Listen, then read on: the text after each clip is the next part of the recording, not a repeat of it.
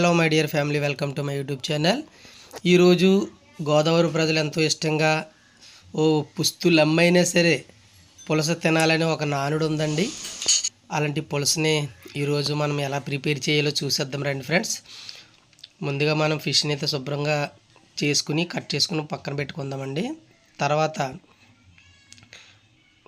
మట్టి దాకని తీసుకున్నాను నేను చేయడానికి. ఈ మట్టి దాకలో ఆయిల్ పోసుకున్నాక పచ్చిమిర్చి ఉల్లిపాయలు వేసాక కొద్దిగా సాల్ట్ని కూడా వేసి కొద్దిసేపు దాన్ని మనం మగ్గనిద్దామండి.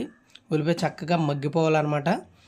ఈ పులసకి చాలా ప్రత్యేకత ఉందండి. అసలు ఈ పులస కోసం చాలామంది అయితే చచ్చిపోతారండి నిజంగానే. ఈ కూర కోసం వేలు ఎట్టుకుంటారండి. ఒక్కొక్కరైతే ఎండకు 25,000 30,000 ఎట్టు కూడా కొన్న సందర్భాలు ఉంటాయి. ఈ పులసకి అంత గిరాకీ ఉంటుందండి. ఇది సముద్రంలో ఉంటుంది. సముద్రంలో అంతసేపు ఇది విలసగా పిలువబడుతుంది. ఎప్పుడైతే వరదలో వచ్చినప్పుడు, ఇది గోదావరిలోకి వచ్చినప్పుడు దీనికి వాల్యూ అనేది పెరుగుతుందండి. విలస వచ్చేసి పులసగా మారుతుంది అనమాట. సో దీనికి చాలా డిమాండ్ ఉంటుంది. గోదావరి ప్రజలు ఎంత ఇష్టంగా తింటారు. సో మనకి చక్కగా ఉల్లిపాయలు అయితే చక్కగా మగ్గిపోయండి. మగ్గిపోయిన తర్వాత దీంట్లో మనం కొద్దిగా పసుపును కూడా యాడ్ చేసాం. అలాగే కారాన్ని కూడా యాడ్ చేసామండి. యాడ్ చేసిన తర్వాత దీంట్లో మనం ముందుగా కట్ చేసి పెట్టుకున్నటువంటి ఈ యొక్క ముక్కలను కూడా జాగ్రత్తగా ఇందులో యాడ్ చేసుకుందామండి. ఈ చేప అయితే మాత్రం చాలా ఫ్రెష్ అండి. నేను పులసని చాలాసార్లు తీసుకున్నాం కానీ రక్తం ఎప్పుడు రాలేదు. సో ఇప్పుడైతే మాత్రం కట్ చేసిన చాలా ఫ్రెష్గా ఉందండి చేప అయితే. వీడియో కూడా చాలా బాగా వచ్చిందండి. చూడండి, మనం ఇందులో చక్కగా ముక్కలను కట్ వేసి చక్కగా కలిపిన తర్వాత కొద్దిగా వాటర్ని కూడా యాడ్ చేసామండి. వాటర్ కూడా యాడ్ చేశాక చాలా సింపుల్గా చేస్తున్నామండి మేము. మట్టి దాకలో చేస్తే ఆ టేస్టే చాలా బాగుంటుందండి. ఇది నైట్ వండేసుకుని మార్నింగ్ తినాలండి, అప్పుడు ఇంకా టేస్ట్ చాలా బాగుంటుంది పులుసు అనేది.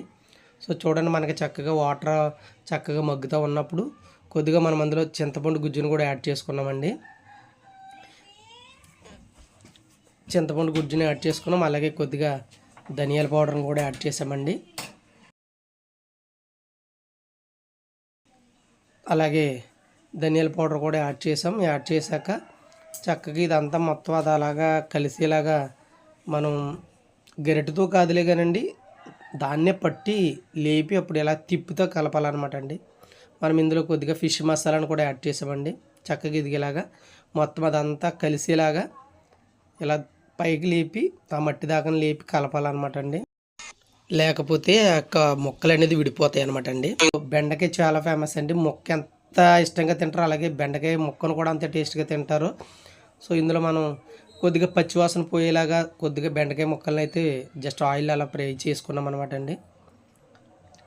ఇది కొద్దిసేపు మగ్గాక మనం గరం మసాలా మనం తయారు చేసుకున్న మసాలా అండి. ఇది గసగసాలు, జీలకర్ర, వెల్లుల్లిపాయలు పేస్ట్ అండి. అది కూడా యాడ్ చేసిన తర్వాత కొద్దిసేపు చూడండి, మనకి చూస్తుంటేనే చాలా ఇప్పుడే తినేలేనంత అట్రాక్టివ్గా ఉందండి.